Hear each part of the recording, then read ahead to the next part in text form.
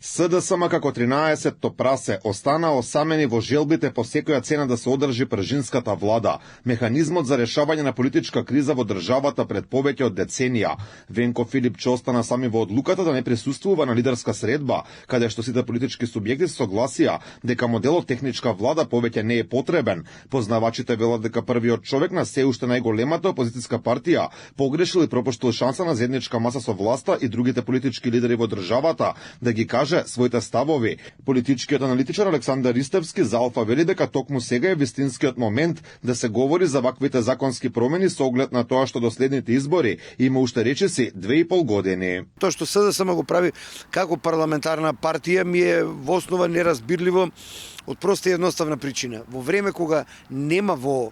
блиска иднина избори, барем не треба да има во наредните 2,5 години, тоа е вистинско време каде што треба да се разговара и за оваа промена која веќе се внесе претходно во изборниот закон, но и за промена можеби на избирачкиот список, на начинот на гласање и останати работи. Да не се учествува е стартно откажување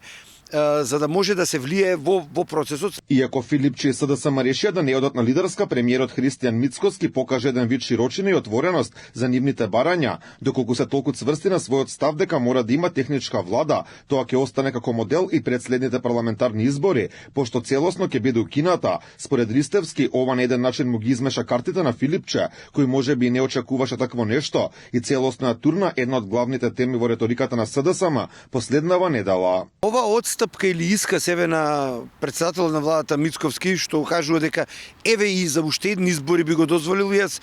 пак ќе кажам дека е непотребно, но сепак е чекорна отстапка, каде што на некој начин би се замолкнале, еве, да кажеме, тие кои нема да учествуваат на овие средби, Филипче и Социјалдемократскиот сојуз. Сметам дека самата форма на техничка влада прво е измешана, второ затоа што е неизводлива во дадениот момент, затоа што две од министерствата каде што би се направиле тие промени како такви не постојат. По лидерската средба на која не присуствуваше единствено Филипче, вреди знаме левица дадоа поддршка на идејата на премиерот Мицкоски да се укине моделот техничка влада, додека лидерот на ДУИ Али Ахмети каже дека својот став ќе го соопшти по консултациите со стратешките партнери Европската унија и САД.